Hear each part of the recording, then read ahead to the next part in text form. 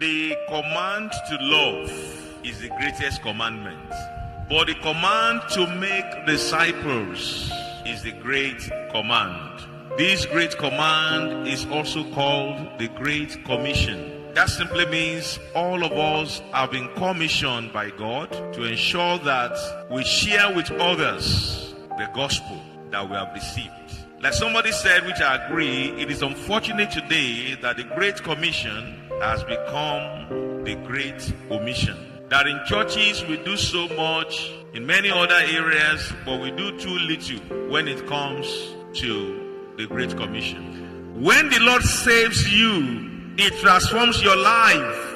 Then you have the responsibility to go out there and share with others and to turn your world to Jesus. I believe strongly that the theme for this year's Mission Weekend is an encouragement to all of us to go out there and become the transformers that God has made us. In John chapter 4, the woman of Samaria, she came to fetch water at noon when no other persons would think of what? Of coming out. She was strategic because of the kind of life she was living, the shame she has faced in town, the neglect, the abuse and so on. She needed water, but she didn't want to go when they will add insult to injury. She wanted to be there, probably when nobody will be there, to see her, to confront her, to molest her, and so on and so forth. But when she thought nobody would be there, somebody was there. And who was that person? I didn't hear you say it. Probably even as you listen to me, you are going through an experience that you think nobody is there for you. Let me make it bold. Jesus is what? Is there for you. Because the Bible makes it clear to us that because of life condition, life situation, life strategy, and life do happen anyway, this woman had married 5 men and they dumped her. The first husband, the second one, the third one, the fourth one, and what?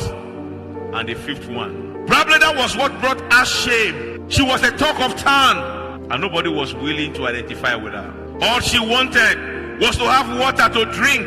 Only God knows when last she fetched water at noon like that, because she wouldn't want anybody to have any interaction with her. But that same woman had an encounter with whom? With Jesus. And that made me clear, and I need to make this bold to you, that no matter how bad your life seems to be, even if everyone had abandoned you, Jesus will not what?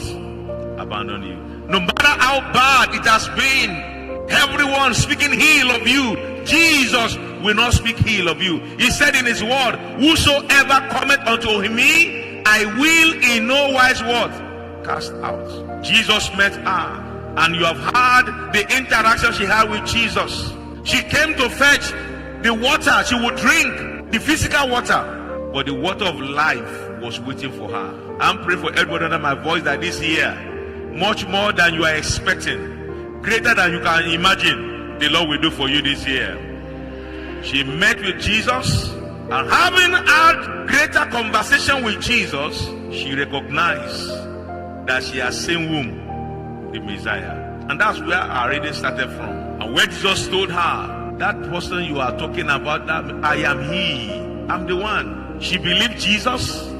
She came to know Jesus. And when she had heard the gospel, she had believed the gospel, the Bible says she left what she was doing, went to town to tell others. I believe this woman's life was transformed from shame to fame. From a rejected woman to a woman who was accepted. A woman who came with the burden and the weight of sin, and she went home with the joy of salvation. She moved from condemnation to vindication.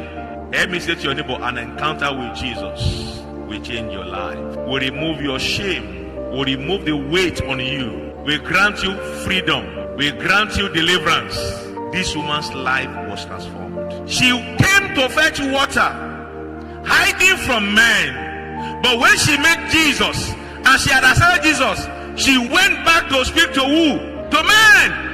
Men who had abused her, men who had rejected her, men who had put her to shame, men who had done all manners of ills to her. She went back and told them, you knew me before, but now there is a what? A new me. She went to the men and told them, I have seen the Messiah. I have seen the light. My life has changed. I am no longer what I used to be. What a change of life. The woman testified and they believed. I'm praying that this year, because of your testimony, many will believe in Jesus.